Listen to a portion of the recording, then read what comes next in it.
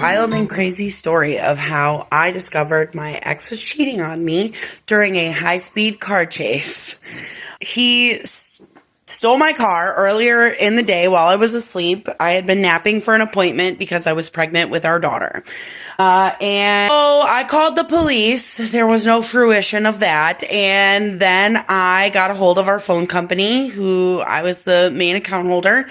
And I got a hold of the phone records of every call that he made for that day, and I called every number on there until I reached one of his friends who was also an addict.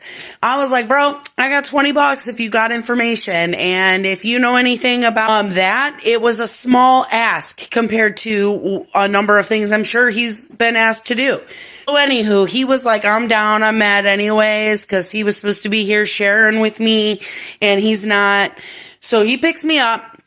And on the way there, he was like, you remember one of those other times that he ran off on a binge and you found your car at a motel and you stole it back?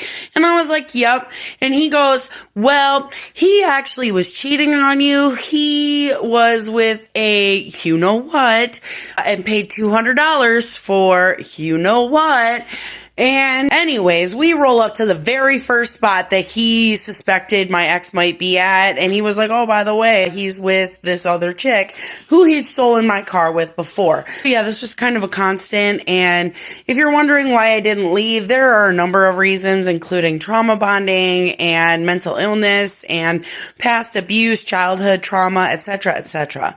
We roll up and lo and behold, as we pull up to the stop sign at the very first location, there's my car. And I'm sure you're like, well, how do you know it's your car? Was your car indistinguishable? Kind of, because the gas tank fell off on the freeway, and I'm sure that there aren't very many 2004 red Jeep Grand Cherokees rolling around with mangled metal underneath their car, held on by twist ties. Thankfully, the gas tank underneath was new. Anyway, I digress. Let's get back to the point here. It's my car. I start leaning out the window and I am screaming. I am livid mad. I am doing anything I can to stop them. I'm yelling curse words, yelling for people to help, but we're in River Rouge, Detroit area, so not many people were very interested in getting involved. So as we're coming up to the stop sign for Outer Drive, she just crosses. She don't even give a hell because it's not even her car, right? So she just right across the street.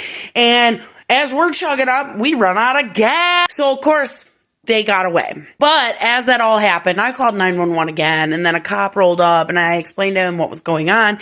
And then he went and looked for my car, but I snapped a picture of him, and I sent it to my ex, who just happened to turn his phone back on. You know, surprise, surprise. And he got the picture, and then he texted me back that I'm a bitch, and he hates me, and I was ruining his life, and that he left my car in some fenced-in yard with a bunch of, like, trailers and buses and whatever. And if you're wondering whether I did get my car, I did. And what did I do? There was not much I could do. I went home, and then he was on the lease, so he returned probably who knows when, because it wasn't over yet. But one day you will find the strength to leave if you're in a situation like this, or if you know somebody who's in a situation like this, just, be there for them when they're ready, because they're going to need you. So I hope that you guys have a wonderful day. I love you. Always, thank you for joining me on today's Chappelle Show.